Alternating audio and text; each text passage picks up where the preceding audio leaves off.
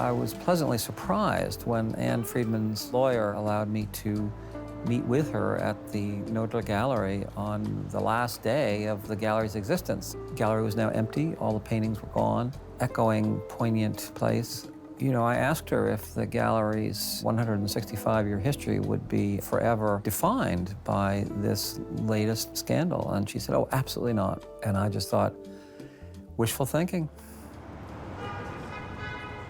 The first indication that people had the tip of the iceberg, what turned out to be a huge forgery scandal, was that Knoedler Gallery, the second oldest gallery in the United States and the oldest in New York, suddenly announces to the shock of the art world that it's closing. And everybody is kind of completely astounded, except, though, for a few people who actually knew what was going on. And that was that one of their customers, a hedge fund guy named Pierre Lagrange, was actually suing Knoedler, its president, Anne Friedman, for $17 million, which he had paid for a painting supposedly by Jackson Pollock, which when he turned around and tried to sell it, both Christie's and Sotheby's wouldn't handle it because they said, we have no proof that it's authentic. And a lot of people kept focusing on the fact that the current show that they had on view there was scheduled to go on for the next 3 weeks. So who closes a gallery in the middle of the show? I think that's what a lot of us were asking. You know, we kept getting assurances that this wasn't linked at all to the case, but that was hard to believe. But of course, what no one had realized is that for the previous 6 months, they had been trying to negotiate. They had been trying to get Knoedler to cough up the money. And he was saying, I want my money back. We've done forensics tests on the Pollock that you sold me, and there's a color and a kind of paint that didn't exist until 1970, long after Jackson Pollock was killed in a car crash. And Anne Friedman said, oh, well, let's meet at the Carlisle and have a friendly drink and just talk this out. So she arrived first, as she told me. And Lagrange stalked in, accompanied by his lawyer. And Anne said, oh, it's so nice to meet you. What a pleasure. And he just said, I want my money. And she said, well, we're reasonable people. Let's sit down and talk about it. He said, I want my money and I want it now. It actually went from bad to worse because Anne suggested that maybe the solution was for her to try to sell this painting to someone else. And there you've got one of those Pollocks from Knoedler on your wall. Not only that, there may be a whole parade of paintings by any number of artists, whether it was Robert Motherwell or Franz Klein or Mark Rothko or Richard Diebenkorn. And you're one of those people who bought one of those paintings from Knoedler.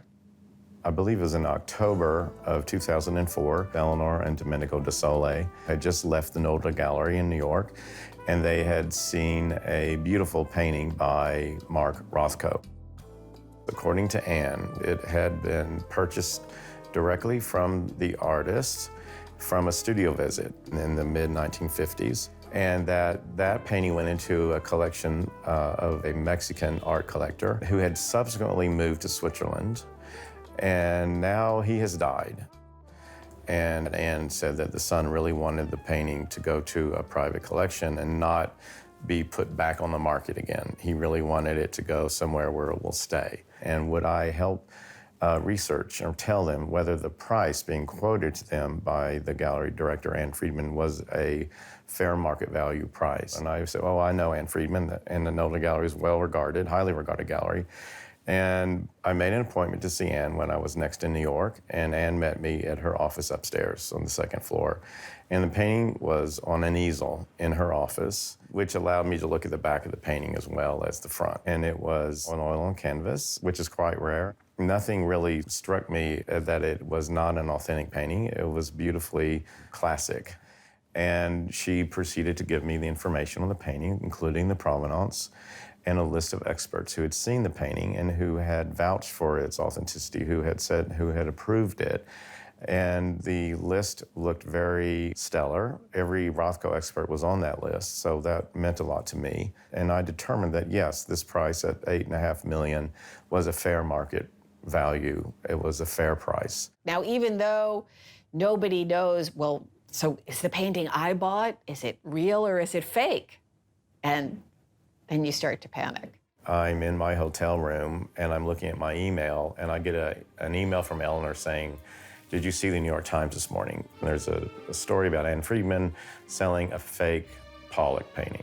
The provenance is exactly the same as what she told us as our Rothko painting's provenance. And I fear that we've bought a fake Rothko. Can you help us out? And so I picked up the phone and called Anne.